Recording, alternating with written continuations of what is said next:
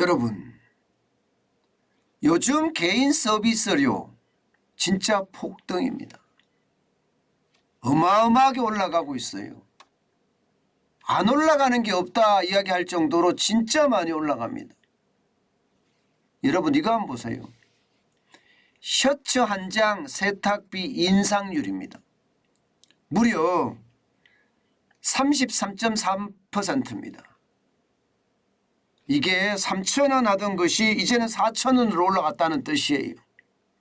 이게 여러분, 불과 얼마 전만 하더라도 셔츠 한 장 세탁하는 거 뭐 2,000원 정도면 했어요.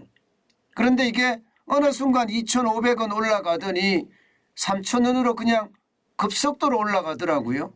그러더니 이제는 4,000원이에요. 이제는 4,000원. 사실상 이게 한 5, 6년 사이에 셔츠 한 장 세탁비가 100% 올랐다고 해도 과언이 아닙니다. 그만큼 말입니다. 물가는요 장난 아니게 오릅니다. 어디 그뿐입니까 여러분? 머리 커트하러 가보셨죠?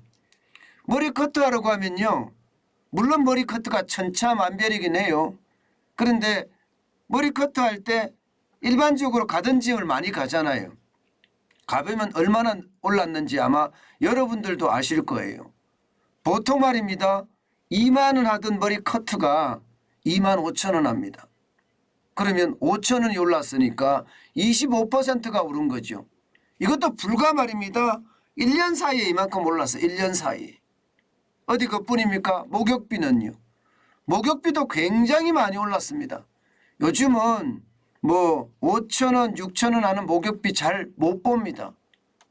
물론 뭐 5천 원, 6천 원 하는 목욕비도 있겠지만 보통 말입니다. 7천 원, 8천 원, 9천 원까지, 어떤 데는 한 만 원까지 올라갔습니다. 그만큼 말입니다. 개인 서비스료가 지금 폭등하고 있어요. 제가 여러분들에게 제품값이 오르면 그 다음에 이제 서비스료가 오를 거다. 쉽게 말하면 제품에서 서비스로 전이될 거다. 그 말씀을 드렸는데 그게 현실화되고 있는 겁니다. 일반적으로 전국 평균을 한번 볼까요? 전국 평균도 여러분 적지 않습니다. 지금 대리운전비만 하더라도 12.8% 올랐죠. 세탁비도 11%나 올랐습니다. 목욕료도 10.6% 올랐고요. 이발료도 5.8% 올랐습니다. 그중에서 가장 많이 오른 개인 서비스료는요, 국내 단체 여행비입니다. 26% 올랐어요. 그러니까 폭등한 거죠. 폭등. 진짜 많이 오른 거예요. 대리비만 하더라도 여러분, 옛날에 아무리 가까운 거리라도 많은 대리운전은 이제 없어진 것 같아요.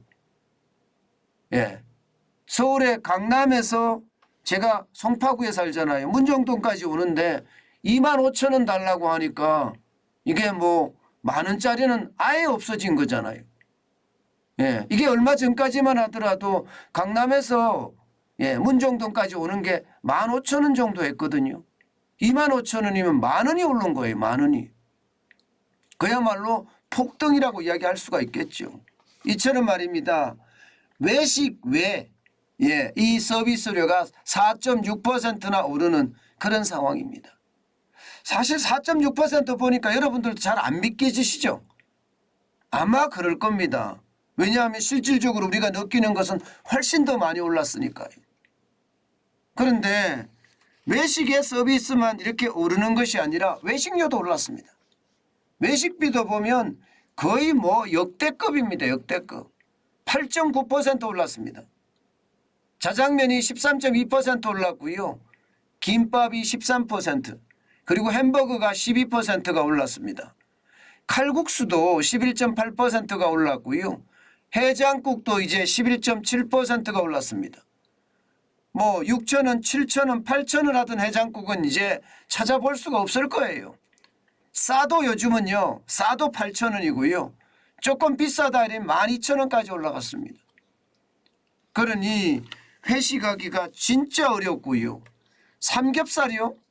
삼겹살도 진짜 많이 올라갔습니다. 삼겹살도 제가 120g에 15,000원까지 얼마 전에 봤거든요. 요즘 15,000원이 없어졌어요. 17,000원, 19,000원까지 올라갔더라고요. 게다가 그람수도 150g에서 120g으로 줄이는 데도 있고요. 그러니 이 서비스 물가가 얼마나 올랐는지 이것은 어쩌면 충격적이다. 저는 이렇게 생각합니다. 지난달에 말입니다. 통계청에서 발표한 것을 보면 116개 개인 서비스 품목 중에요. 106개가 올랐습니다. 그러니까 91.4%가 다 오른 거예요. 91.4%가. 그러면 10개 중에 9개가 올랐다는 거잖아요. 9개가. 이 정도 오르면 진짜 장난 아닌 거죠. 아마도 말입니다. 자동차 보험료도 올랐죠. 학원비도 올랐죠. 여기다가 취업하기 위해서 상담하는 상담료도 올랐습니다. 안 오른 게 없다고 이야기할 정도로 진짜 많이 오른 거예요. 오죽했으면 여러분 서비스 플레이션이라는 말을 쓸까요? 서비스의 물가가 폭등해서 인플레이션, 서비스와 인플레이션을 합쳐서 서비스 플레이션이라는 말까지 쓸 정도로 지금 굉장히 많은 빠른 속도로 지금 올라가고 있습니다. 여러분 서비스 물가 전체적으로도 보면요. 6.4% 올랐거든요. IMF 외환위기 때가 6.6% 올랐습니다. 1998년 4월이. 그러니까 지금이 진짜 많이 오른 거예요. 게다가 이게 떨어질 기미가 보이느냐? 안 보입니다. 떨어질 기미가 안 보입니다. 세계 곡물 가격이 지금 계속 올라가고 있고요. 여기에다가 환율까지 아직까지 고공행진입니다. 그렇게 생각하면 여러분 이게 앞으로도 서비스 가격은 더 올라갈 수밖에 없다 이렇게 이야기합니다. 많은 사람들이 지금 미국의 어떤 물가가 정점이 지났으니까 우리도 물가의 정점이 지났으니까 물가가 더 이상 안 오를 거라고 생각하시는데 그것은 아닙니다.